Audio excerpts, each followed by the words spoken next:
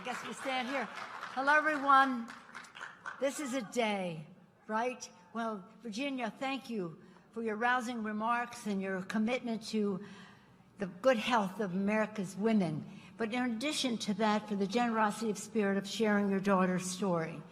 Because when we're talking about this, we're talking about not only choice being on the ballot, but health being on the ballot, lives being on the ballot. So Virginia posed in her opening remarks, we all remember where we were when we got the news. Well, I know where I was. I was in Colorado having a shall we say, political event with my colleagues there. And as soon as we heard, I said to Diana DeGette, who is the co-chair of our pro-choice caucus in the Congress, she along with Barbara Lee are the co-chairs. I said, Diana, can you believe this? And I said, I'm going from here to Texas. Imagine I was going to Texas the next day, to Texas. And I said, I just want to be sure that we're all on board for us to introduce Judy Chu's legislation to protect a woman's right to choose tomorrow morning, first thing. First thing. So when this was happening, it was startling, it was heartbreaking, it was what? But we were ready. Judy Chu had introduced that legislation, I don't know how many times since about 2013. We were ready to inoculate against their poisonous actions. And but now here we are today. We don't agonize, we organize. And I see some friends here, we unionize. So here's what happened this morning. This morning and this week we've had press events. This morning led by Hakeem Jeffries, our wonderful leader in the House, Catherine Clark, Pete Aguilar, so many members gathered together with our pro-choice co-chairs, Diana DeGette, as I mentioned, and Barbara Lee, and Judy Chu, so that Judy could announce that in 2 days, in our discharge petition, we have 211 co-sponsors, 211 people. So what that means, we'll call them co-sponsor signatories. Our response now, since we don't have the House, is that we can have a discharge petition. What that means is we need 7 Republicans, of the twice that number at least, who have won in Biden districts, to sign up for a discharge petition so that we can discharge that bill. Now, some of the people who are here that signed on to that, Chrissy Houlihan was acknowledged from Pennsylvania, Debbie Wasserman Schultz from Florida, Sarah Jacobs from Florida, Hillary Scholten from Michigan, Emily Sykes, Ohio, Andrea Salinas. I'll just read their names without the state. I'll go faster. Brendan Boyle, another Pennsylvanian.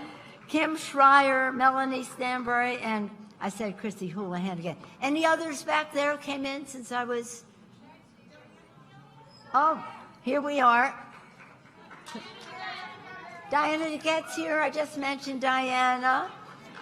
Garcia, Congressman Garcia from Texas. So, Diana, I was mentioning our conversation as soon as we heard it that night in Colorado. Get on the plane, go to Texas. In Texas, the women were on fire. Now, this is the first light of day that we're seeing after this dark announcement, decision. The women were loaded for bear. In fact, they had one of their biggest events for us, no men allowed. We just had to have some girl talk. By the hundreds of people, girl talk in that way. But they were ready. So what we need are 7 more people to sign the discharge petition. But what we also need is a massive organization across the country. During this last year, during the election, people would say to me, you're all wrong. You shouldn't be talking about Dobbs. That's in the rearview mirror. That's yesterday. I said, you know what? Get away from me. I mean, this is, I mean, these are fighting words for us, right? This is a mission that we are on. So we said, no, we know our districts. Our members know our districts. And we know that when we go in district and make the contrast, your member of Congress does not support a woman's right to choose. Ours does. Our candidate does, or the reverse if it's a candidate versus the incumbent.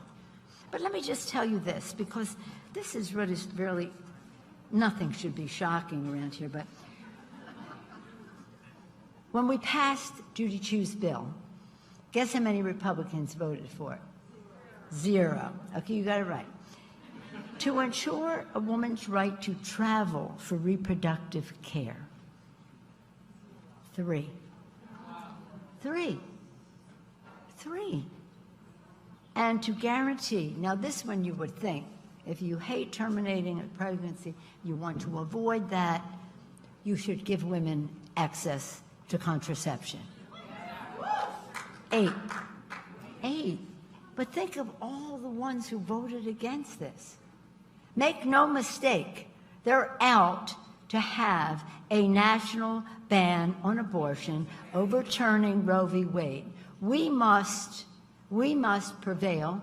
Now, I don't say this as a threat, but we have to let people know there are consequences to their actions. They told us we were going to lose 30, 40 seats. Remember that? Maybe 50. Because we had the wrong message. We were talking about a woman's right to choose, which is freedom and a democracy. And we were talking about gun violence protection. So we said, you know, you may know what you know sitting on your butt in some studio, but we know what's going on in our districts. And what did we lose? 5 in New York, and we'll get them back. We lost 1 in California. We'll get that back. So we're ready to win.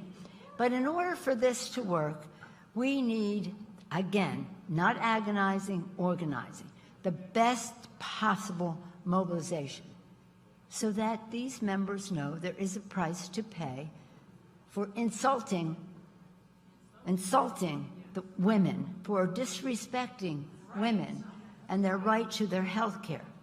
And there's a price to pay. And I don't say that as a threat. I say it as a prediction. So, are you ready for us to have a strong victory for the House of Representatives and make Hakeem Jeffries the next Speaker of the House? Catherine Clark, the Democratic Majority Leader, and then the Majority Whip, and the list goes on. And it's going to be wonderful. But in addition to that, we have to pick up a couple of seats in the United States Senate. We have to be able to pull back the curtain of filibuster so that we only need 51 votes to do that. 51 votes who are willing to do that, and then we can pass the bill with 51 votes, and not have to worry about 60 votes. And then, most important at all, because it's not just about the presidency and the vice presidency, it's about the court system. It's about the spirit of America. It's about everything.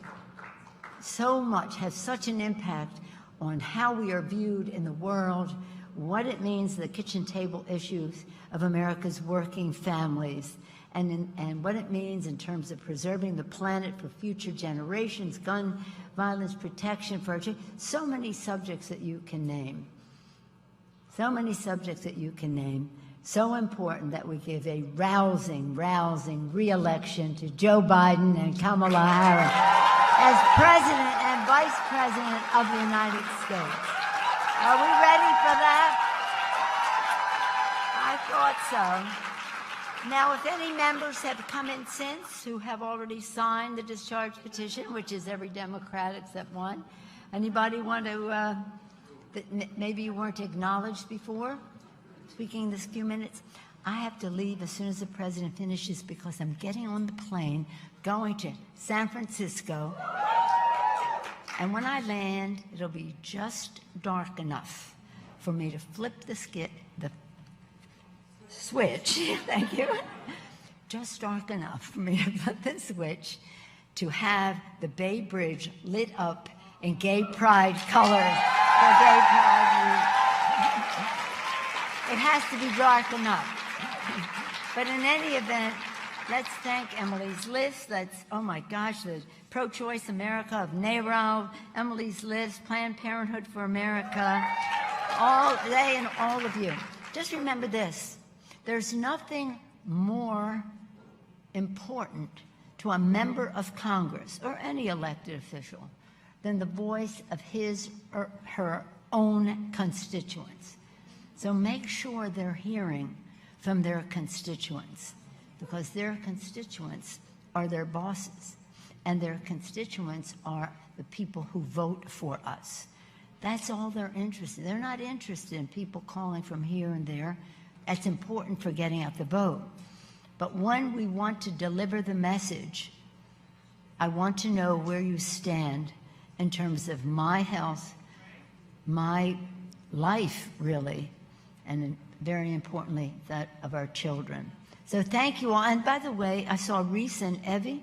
Now, there are many young people here, and that's a beautiful thing.